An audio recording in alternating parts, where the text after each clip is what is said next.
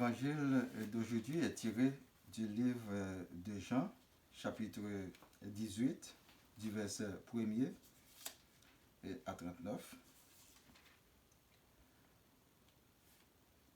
L'arrestation de Jésus. Lorsqu'il eut dit ces choses, Jésus alla avec ses disciples de l'autre côté du torrent du Cédron, où se trouvait un jardin dans lequel il entra, lui et ses disciples. Judas, qui le livrait, connaissait ce lieu, parce que Jésus et ses disciples s'y étaient souvent réunis. Judas donc, ayant pris la cohorte et des huissiers, qu'envoyèrent les principaux sacrificateurs et les pharisiens, vint là avec des lanternes, des flambeaux et des armes. Jésus, sachant tout ce qui devait lui arriver, s'avança et leur dit, « Qui cherchez-vous » Ils lui répondirent, « Jésus de Nazareth. » Jésus leur dit, « C'est moi. » Et Judas qui le livrait était avec eux. Lorsque Jésus leur eut dit, « C'est moi », ils reculèrent et tombèrent par terre. Il leur demanda de nouveau, « Qui cherchez-vous » Et ils disent, « Jésus de Nazareth. » Jésus répondit, « Je vous ai dit que c'est moi. Si donc c'est moi que vous cherchez, laissez aller ceci. » Il dit cela afin que s'accomplisse la parole qu'il avait dite, « Je n'ai perdu aucun de ceux que tu m'as donnés. » Simon-Pierre, qui avait une épée, la tira, frappa le serviteur du souverain sacrificateur et lui coupa l'oreille droite. Ce serviteur s'appelait Malchus. Jésus dit à Pierre, « Remets ton épée dans le fourreau. Ne boirai-je pas la coupe que le Père m'a donnée à boire ?» Jésus se trouve maintenant devant Anne et Caïphe et au reniement de Pierre. La cohorte, le tribun et les huissiers des Juifs se saisirent alors de Jésus et le lièrent.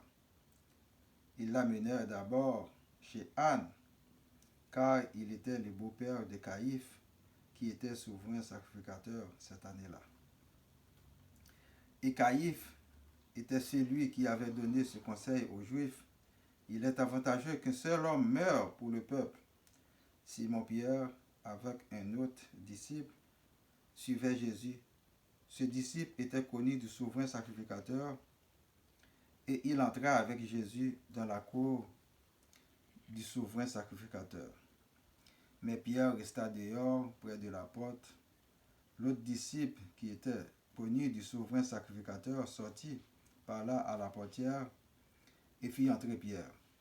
Alors la servante, la portière, dit, « Pierre, toi aussi, n'es-tu pas des disciples de cet homme ?» Il dit, « Je ne suis point. » Les serviteurs et les huissiers qui étaient là avaient allumé un brasier car il faisait froid et il se chauffait. Pierre se tenait avec eux et se chauffait. Le souverain sacrificateur interrogea Jésus sur ses disciples et sur sa doctrine. Jésus lui répondit, « J'ai parlé ouvertement au monde. J'ai toujours enseigné dans la synagogue et dans le temple, où tous les Juifs s'assemblent, et je n'ai rien dit en secret. Pourquoi m'interroges-tu? Interroge sur ce que je leur ai dit, ceux qui m'ont entendu. Voici, ceux-là savent ce que j'ai dit. » À ces mots, un des huissiers qui se trouvait là donna un soufflet à Jésus, en disant, « Est-ce ainsi que tu réponds au souverain sacrificateur ?» Jésus leur dit, « Si j'ai mal parlé, fais voir ce que j'ai dit de mal. Et si j'ai bien parlé, pourquoi me frappes-tu? Anne l'envoya lié à Caïphe, le souverain sacrificateur. Simon-Pierre était là et s'échauffait. On lui dit, « Toi aussi, n'es-tu pas de ses disciples ?» Il le nia et dit, « Je n'en suis point. » Un des serviteurs du souverain sacrificateur, parent de celui à qui Pierre avait coupé l'oreille, dit, « Ne t'ai-je pas vu avec lui dans le jardin ?» Pierre le nia de nouveau, et aussitôt le coq chanta. Jésus devant Pilate, gouverneur romain. Ils conduisirent Jésus de chez Caïphe au prétoire, c'était le matin. Ils n'entrèrent point eux-mêmes dans le prétoire afin de ne pas se souiller et de pouvoir manger la Pâque. Pilate sortit donc pour aller à eux et il dit, « Quelle accusation portez-vous contre cet homme ?»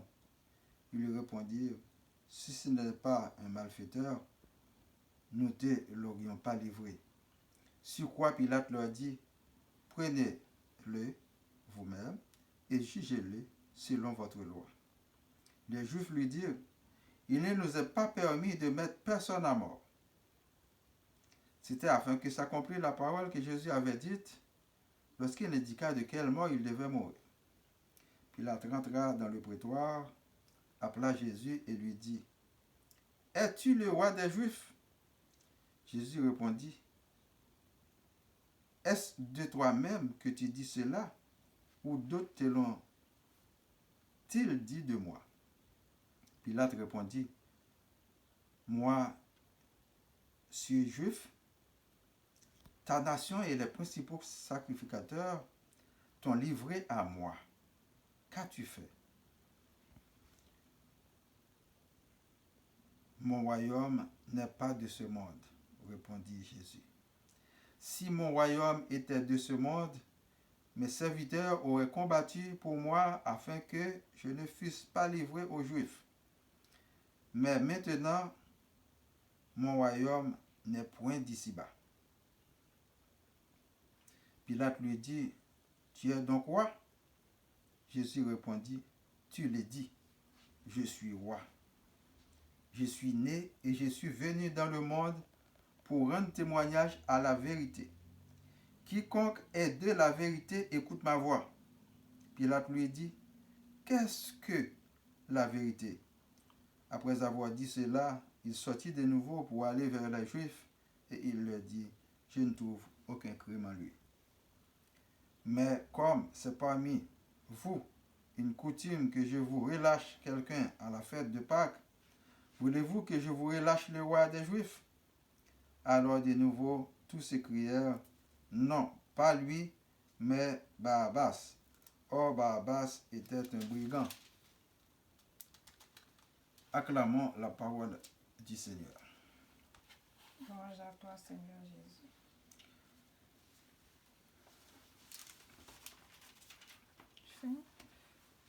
Aujourd'hui,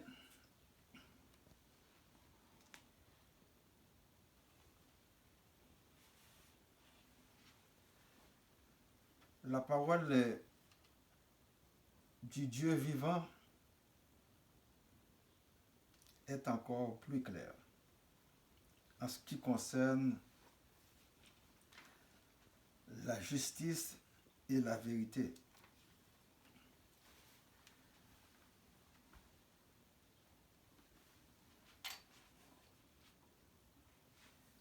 Dans nos tribunaux, ce n'est pas toujours la justice qui triomphe. Des fois, c'est la raison du plus fort avec des connotations politiques très influentes, des hommes et femmes très influents dans notre société empêchent aux plus faibles de trouver la justice. Jésus en a connu aussi. Il n'avait rien fait de mal, mais on s'était comploté contre lui pour se débarrasser de lui parce que à l'époque, les autorités politiques se sentaient menacées par leur pouvoir parce qu'il était trop populaire et ils dénonçaient les magouilles, les corruptions qui existaient depuis que le monde est monde. C'est pourquoi aujourd'hui, il y en a énormément de gens en prison. On les appelle des adversaires politiques. En ce temps de coronavirus, COVID-19, nous demandons à ces politiciens de relâcher ces adversaires qui sont en prison injustement partout sur la planète parce qu'ils sont en train de les dénoncer pour qu'il y ait plus de justice sociale dans le monde. Il y a aussi d'autres gens qui croupissent dans nos prisons parce qu'ils n'ont pas assez d'argent pour acheter des services des corrompus. Il y en a beaucoup. Ça se vend au plus offrant. Aujourd'hui, c'est le moment de rentrer dans votre conscience pour pouvoir les libérer.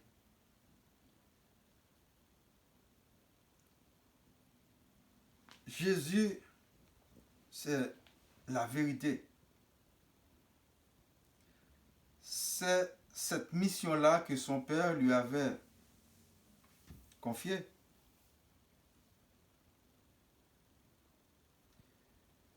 Dire la vérité partout où il passe et pour nous libérer du père du mensonge qui est le diable. Il est meurtrier dès le début, dès le commencement. Et ses serviteurs aussi sont des menteurs. Aujourd'hui, si vous mentez, mes chers et frères, mes frères et sœurs, c'est que vous avez pour père le diable, mais ce n'est pas Dieu. Et si vous adorez aussi les idoles à la place du Dieu vivant, c'est que vous êtes un menteur, vous ne servez pas l'Éternel des armées. Vous êtes un menteur et vous avez pour père le diable.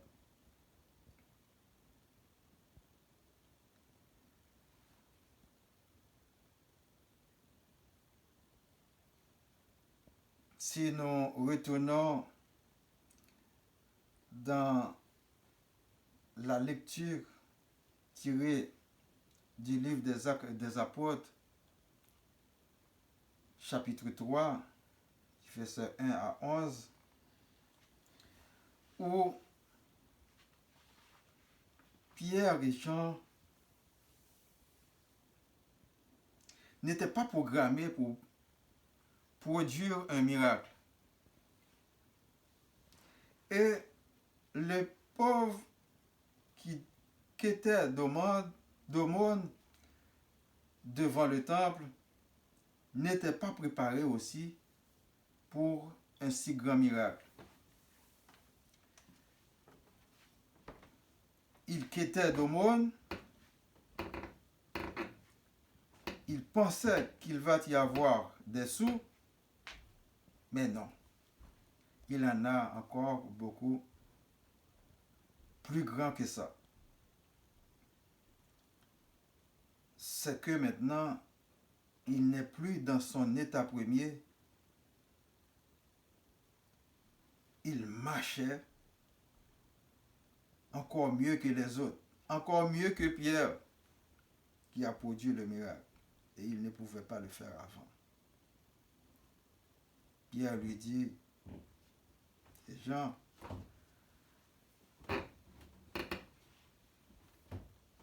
prends ton bâton et marche.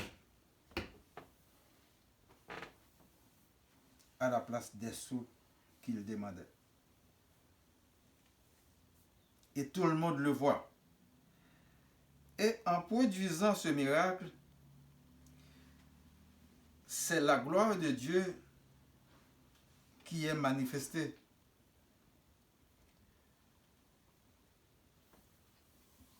C'est au nom de Dieu que Pierre et Jean ont produit ce miracle.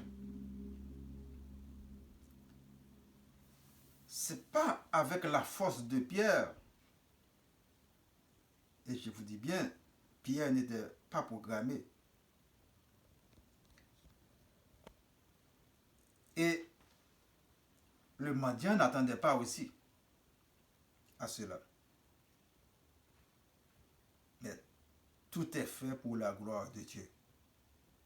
Pour démontrer que Dieu est vivant. Que son Fils, Jésus, est le sauveur du monde et il a écrasé la mort. Il est vivant à côté du Père et nous qui l'adorons, qui le servons, nous sommes vivants autant que nous faisons sa volonté, autant que nous nous repentons.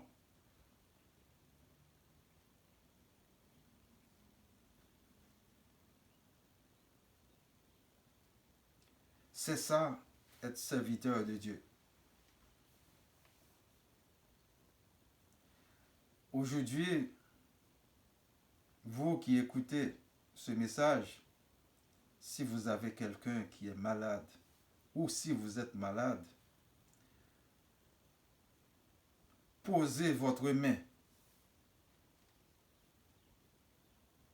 à la place où vous êtes malade et invoquez le nom du Seigneur Jésus. Agitez votre foi et le miracle va se produire.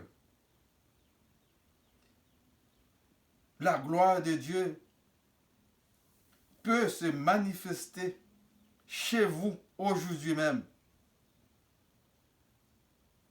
Vous qui êtes dans le confinement, qui souffrez de tout,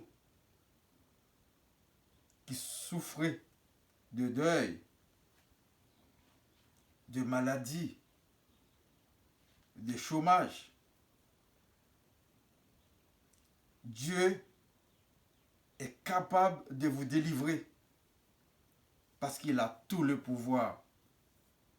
Mais il veut se servir de vous.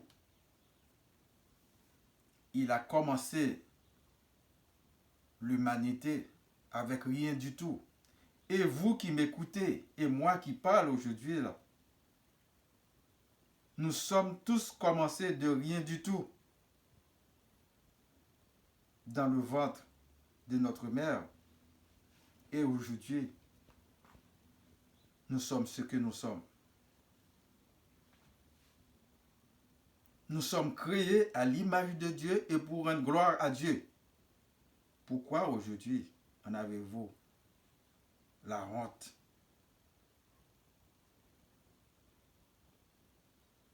De proclamer le nom de Dieu.